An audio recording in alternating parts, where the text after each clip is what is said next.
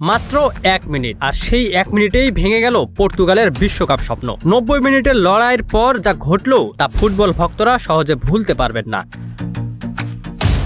ডালাসে জমে উঠেছিল দুই ইউরোপিয়ান পরাশক্তি স্পেন বনাম পর্তুগালের মহারণ। শুরু থেকেই দুই দল খেলেছে হিসেবি ফুটবল। একের পর এক আক্রমণ হলেও প্রথমার্ধ শেষ হয় গোলশূন্য অবস্থায়।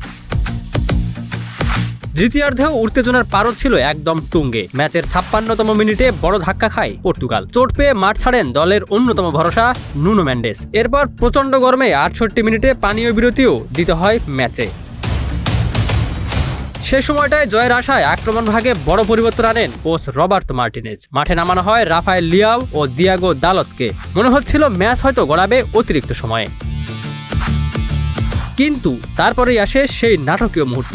যোগ করা সময়ের প্রথম মিনিট, ফেরান তোরেসের এক নিখুঁত পাস আর বদলি খেলোয়াড় মিকেল মেরিনোর দুর্দান্ত ফিনিশ। বল জড়িয়ে যায় পর্তুগালের জালে। পুরো স্টেডিয়াম তখন স্পেনের উল্লাসে ফেটে পড়ে। এই একমাত্র গোলেই 1-0 ব্যবধানে জয় তুলে নেয় স্পেন এবং নিশ্চিত করে বিশ্বকাপের quarter final.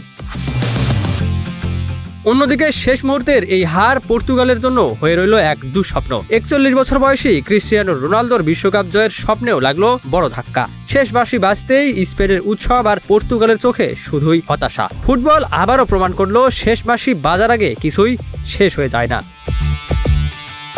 Ikramuzzaman, news flash 721।